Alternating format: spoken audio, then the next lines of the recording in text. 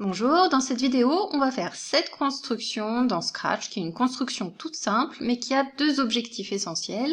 Le premier, c'est de comprendre comment on repère un personnage dans Scratch. Il y a un repère, on le repère avec ses coordonnées, son abscisse et son ordonnée, et sa position, elle est tout le temps utile dans tous les programmes qu'on fait. Et la deuxième chose, si on est en classe de 5e ou même après, et ça fait toujours du bien de vérifier qu'on sait lire les coordonnées d'un point dans un repère.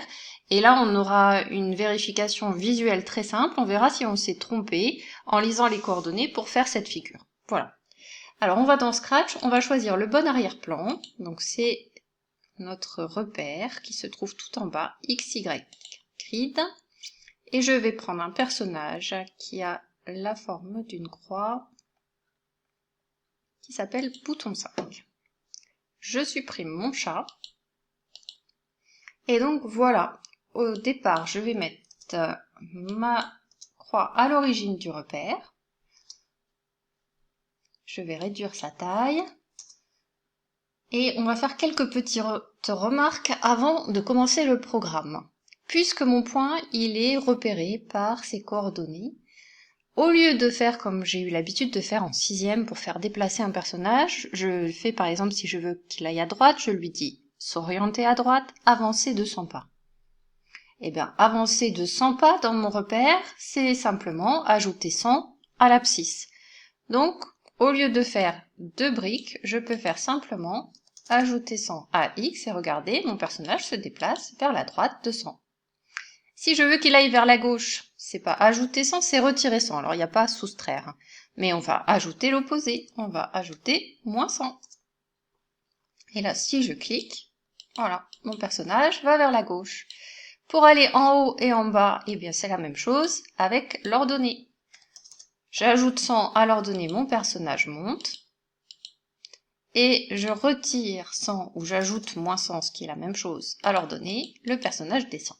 Voilà, donc c'est très utile d'avoir compris comment on se repère dans ce repère de Scratch, et cette fiche va nous permettre de bien visualiser tout ça. Alors, au début du programme, on a décidé qu'on se plaçait à la position 100-100, et qu'on faisait un bloc reprendre au début. Donc, j'ai téléchargé le stylo dans les extensions, je vais faire mon bloc reprendre au début, qui va nous permettre d'effacer les précédents tracés, parce qu'on peut se tromper. On relève le stylo, on efface les précédents tracés, on va à la position 100-100.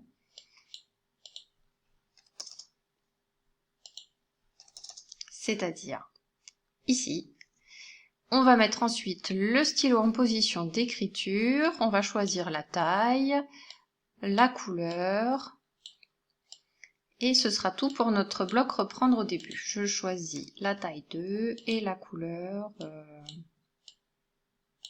cela me plaît bien. Voilà.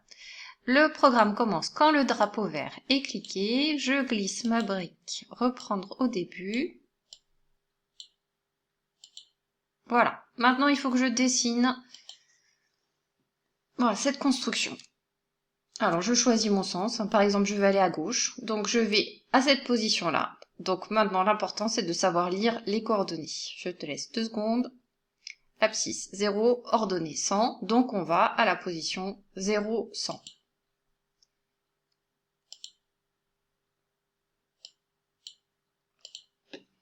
Pour visualiser, ce qu'on va faire, c'est qu'on va mettre une brique de contrôle. On va attendre 0,1 seconde. Et on lance. J'ai mon premier tracé. On continue. Une fois que j'ai fait ça, je veux descendre. Je vais donc à l'origine du repère. Je vais aller à la position 0, 0. Ok, on continue. On va à la position ici, abscisse, moins 100, ordonnée 100. Donc on va à la position moins 100, 100.